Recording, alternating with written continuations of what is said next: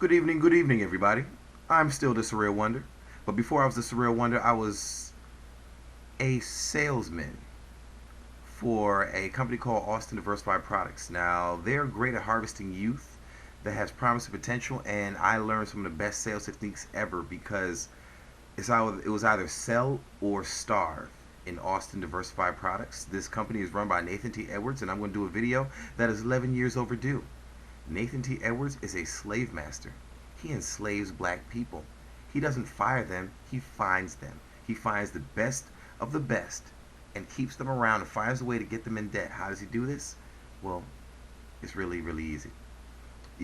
What you do is you take young people from all across the nation, like Ohio, and they often called me by my initials and where I was from. So I was like I was Virginia. Let's just say it like that. They call me Virginia, but they take all these youth from all these states and they put them in one great hotel, and every day they go out on territory for around 10 12 hours a day. Matter of fact, that might be a slight exaggeration.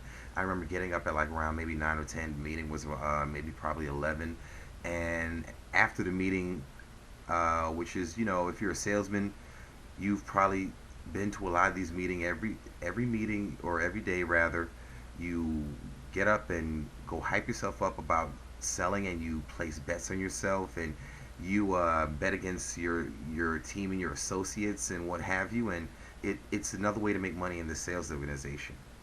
So around after a good 90 minutes of that, took a half hour to load up the vans, and we was pretty much out there by 1 o'clock. So from 1 to sundown on a long summer day, probably be shoot roughly around like 8 o'clock. So we'd probably be out there for like 7 hours. That's not so bad, but now that you think about it. But anyway, in the sales organization, we were selling something called Advantage.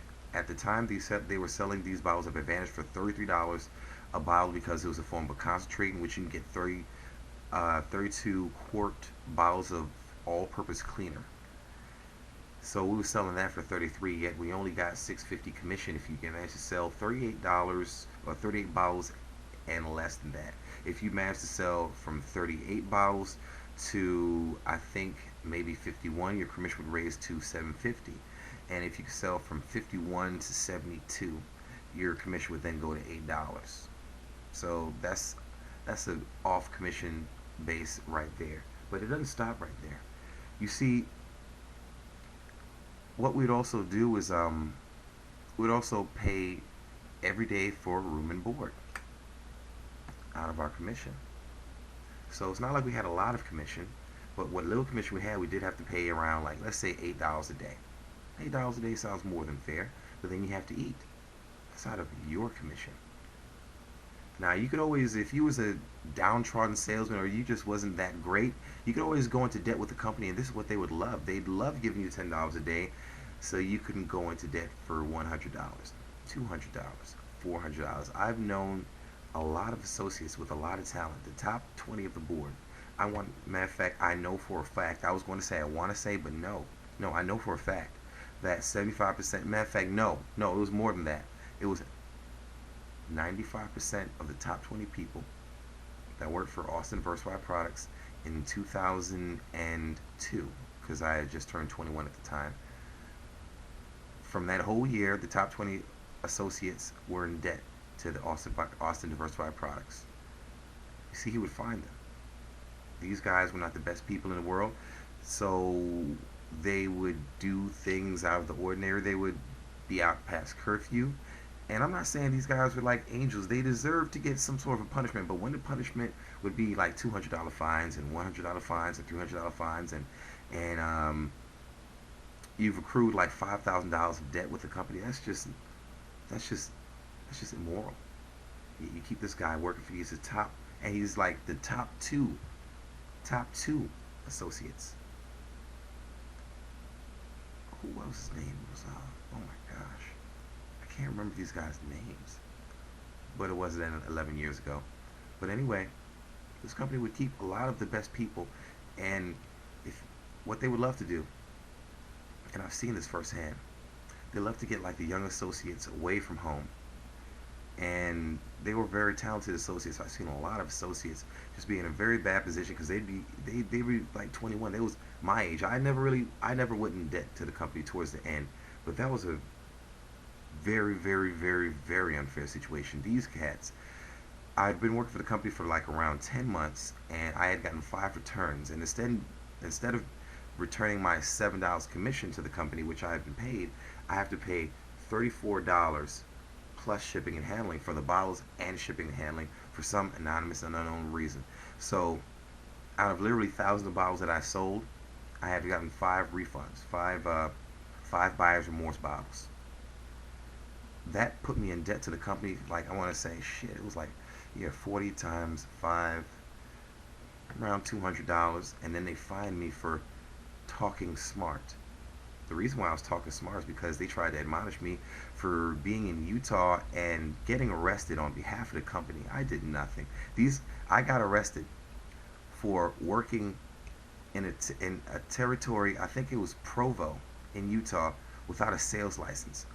As a sales associate, I can't stress enough that it's not my duty to obtain a sales license. It is my duty to wake up, get on a van, and sell.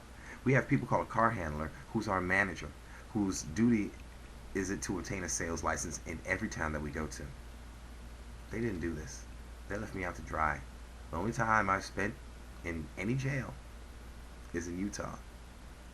It's solitary confinement because there was a couple of white youngsters that was acting a fool on a Friday night. So, it was either go to solitary until my sales organization could get everything situated, or go to Gen Pop.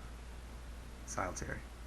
For like, I think I was there for like around 14 hours, and it doesn't sound like a lot, but I have pretty long arms. But that was the whole span of the cell. Gave me time to reflect, because I had done nothing wrong. The scene was, began talking smart when they arrested me, and I had asked for a cigarette during their interrogation because I was in Utah, and even at the young age of 21, I knew that there was racism about and abound. So I wanted to smoke a cigarette because I did not know that I was going to get another chance to smoke a cigarette. So that is where I was talking smart, because I had responded to this invalid claim of talking smart in the sales meeting. I was then fined like another $100, putting me in debt to the company. Now, like I just said, if you ain't selling 74 bottles of $33 concentrate a week, you're not getting paid very much per bottle. So I have to work my way out this hole and eat and pay rent. Awesome sales organization. No, it's not. It's not.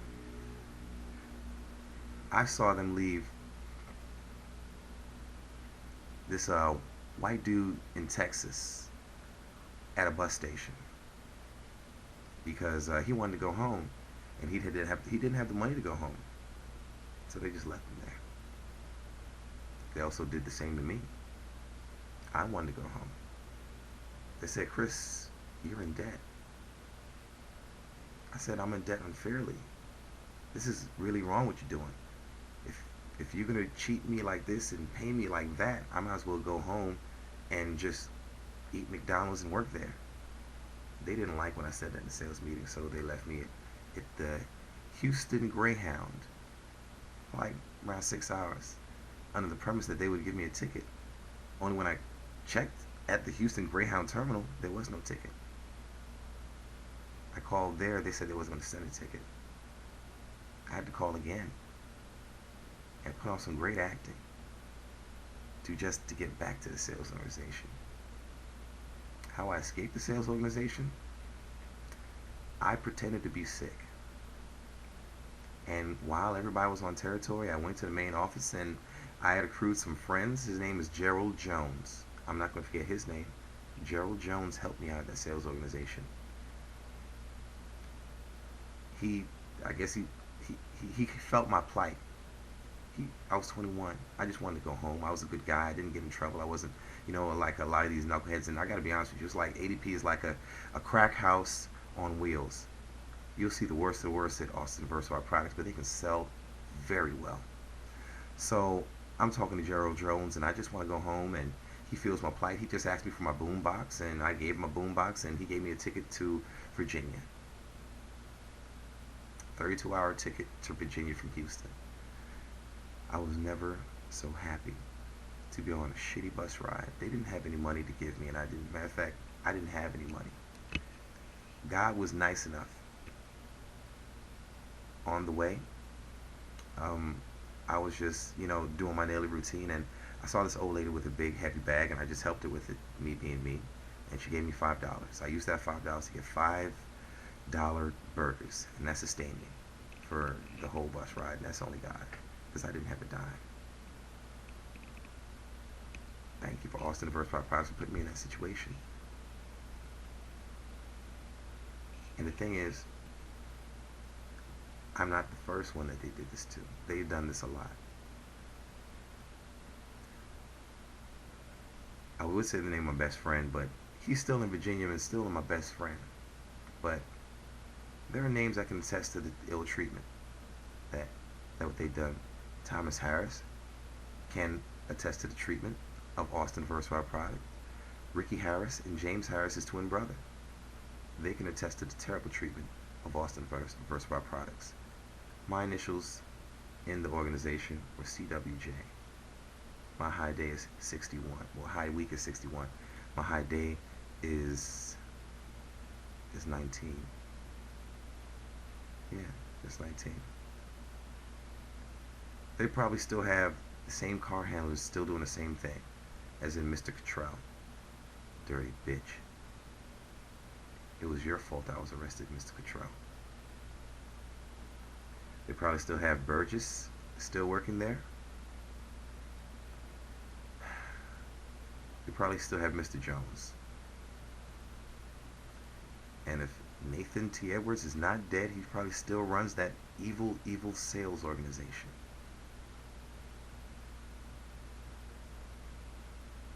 I wish I had written some more of this down to get some more details to get out to you guys, but this is just what I was thinking about now. It's like there are terrible people in this world that don't have a problem taking advantage of the young and the youthful, and don't have a problem enslaving them. And I didn't think that there could be actual slaves at that point in 2002, but there was.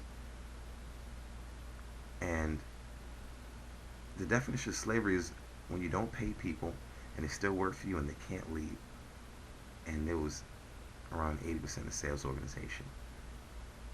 You see, I noticed a lot of these people didn't have a lot of homes. They didn't have homes to go to. They just had great mouthpieces. And Austin Diversified Products loved that. They was the biggest pimp I've ever seen around. Nathan T. Edwards, if you ever see this, I want you to know that I thank you for the sales classes and the gift of sales that you've given me under pain of fire, under the rule of sell or starve. But I want to condemn you for the things that you've done to your own people. And it was all black in the sales organization. At the time, we was told that it was one of the top sales organizations going door to door. I've been to 13 states dealing with this sales organization, and it's a great experience because I was selling. I was selling enough to keep my head above water and probably a little bit more. But those people that weren't, and those people that faltered a bit, didn't hesitate to keep them around, enslave them. And if you weren't selling that well, he'd just ship you out. It was definitely by design. I remember he cheated me out of 2 contests that I was supposed to win. I achieved my high week of 61 twice. It was in the state of Minnesota and in the state of Utah. I had placed a bet on myself to achieve this goal. And based on the criteria of the bet, I think the criteria of the bet was 52 sales. I won. Much to my surprise in the sales meeting, he had raised it when he was giving out the check to a crony homie of his. I believe it was a relative. He had suddenly won. When I had spoken up about it and raised a big stink about it, I was out of turn. I was wrong. You did it again in Utah.